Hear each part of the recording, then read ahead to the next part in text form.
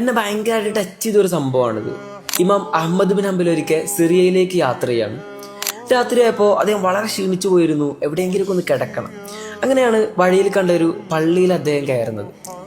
സാധനങ്ങളൊക്കെ എടുത്ത് പള്ളിയുടെ ഒരു മൂലയിൽ പോയി കിടക്കാൻ നിൽക്കുമ്പോഴാണ് പള്ളിയുടെ കാവൽക്കാരൻ വന്നിട്ട് അദ്ദേഹത്തോട് ദേഷ്യപ്പെടുന്നത്. ഇവിടെ കിടക്കാൻ പറ്റില്ല, നിങ്ങൾ ഇറങ്ങിപ്പോകണം എന്ന് പറഞ്ഞിട്ട്.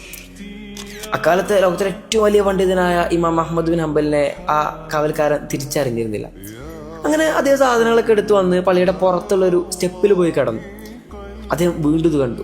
അദ്ദേഹം വന്നിട്ട് ആ സാധനങ്ങളൊക്കെ കാലുകൊണ്ട് തട്ടി തെറിപ്പിച്ചിട്ടിട്ട് ദേഷ്യപ്പെടുകയാണ്, നിങ്ങൾ ഇവിടുന്ന് ഇറങ്ങിപ്പോകണമെന്ന് പറഞ്ഞിട്ട്.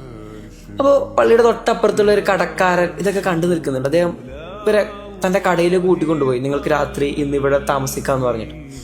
അദ്ദേഹം കടയുടെ ഒരു മൂലയിൽ പോയി കിടക്കുകയാണ്. കടക്കാരൻ തൻ്റെ കടയിൽ നാളത്തേക്ക് ആവശ്യമായ റൊട്ടി പാചകം ചെയ്യാം. പക്ഷെ അപ്പോഴൊക്കെ അദ്ദേഹം ഇങ്ങനെ ഇസ്തിഗ്ഫാർ ചൊല്ലിക്കൊണ്ടിരിക്കുന്നുണ്ട്. ഒരുപാട് നേരത്തെ ഇങ്ങനെ തുടർന്നു പോയപ്പോൾ ഇമാമ് ചെന്നിട്ട് അദ്ദേഹത്തോട് ചോദിക്കുന്നുണ്ട്, നിങ്ങൾ ഇത് എത്ര കാലമായി തുടങ്ങിയിട്ട്?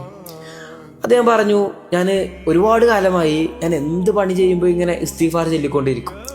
അതുകൊണ്ട് തന്നെ റബ്ബൻ്റെ എല്ലാ പ്രാർത്ഥനയ്ക്കും ഉത്തരം തന്നിട്ടുണ്ട്, ഒരു പ്രാർത്ഥന ഒഴികെ.